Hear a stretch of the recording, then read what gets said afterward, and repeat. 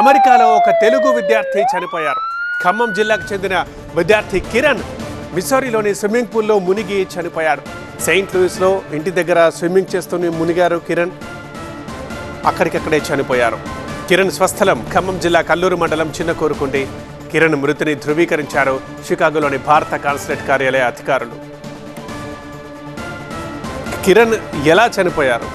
పూర్తి వివరాలు న్యూస్ నుంచి మా టీవీ9 కరెస్పాండెంట్ స్వీటీ మరింత సమాచారం అందిస్తారు.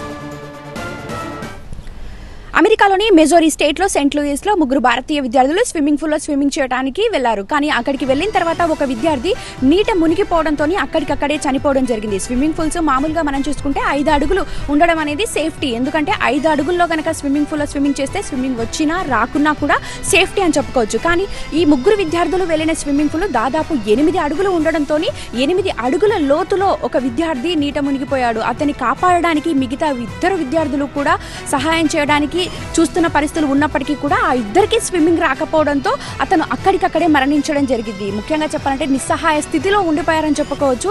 ఈ విద్యార్థి ఇండియాలో ఖమ్మం జిల్లాకి చెందిన వ్యక్తిగా అతని స్వస్థలం అని చెప్పి ఇక్కడ వారికి సంబంధించిన వారు కూడా సమాచారం అందించడం జరిగింది. ఖమ్మం జిల్లాలో స్వస్థలం అయినప్పటికీ హైదరాబాద్లో వాళ్ళు నివసిస్తున్నారు. అయితే ఈ విద్యార్థికి సంబంధించి పూర్తి వివరాలు చికాగో ఎంబసీ ఇండియన్ రాయబారి కూడా ఒక క్లారిటీ అయితే ఇవ్వడం జరిగింది. కేవలం ఇది ప్రమాదవశాత్తు మాత్రమే జరిగింది. ఈ సంఘటనకు సంబంధించి ఎలాంటిది కూడా అనుకున్న పరిస్థితులలో ఇది జరగలేదు, అనుకోని పరిస్థితుల్లో మాత్రమే జరిగింది అని చెప్పి ఇతనికి సంబంధించిన వివరాలు కూడా పూర్తిగా జూలై 1న వెల్లడించడం జరిగింది.